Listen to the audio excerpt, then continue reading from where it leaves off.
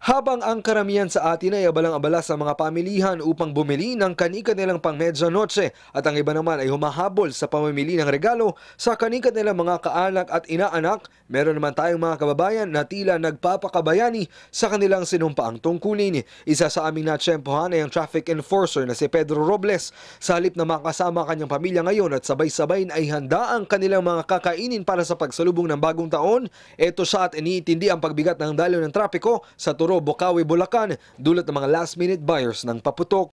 Hindi. Talaga yun ang trabaho namin eh. Bilang traffic enforcer, siyempre ang trabaho namin dito sa highway.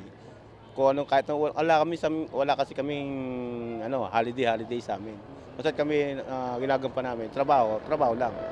Ipinauunawa naman umano niya sa kanyang mag-anak, lalo na sa kanyang mga anak, ang kanyang tungkulin. Bagamat alas 7 ang tapos ng kanyang duty, mag-iisip na lamang umano siya ng pambawi sa kanila tulad ng pasalubong.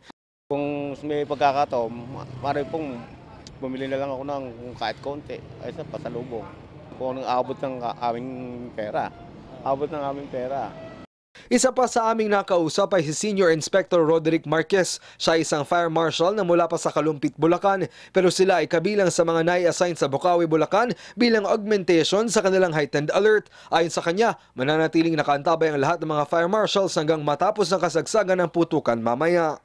Ito po yung aming pinasok na trabaho, so alam namin yung mga duties and responsibilities namin na dapat namin gawin. No? So talagang ganun po.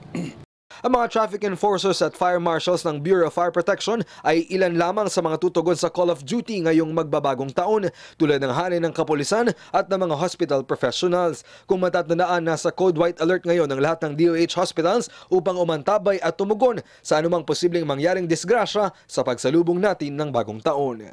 Greg Gregorio, News Team 13.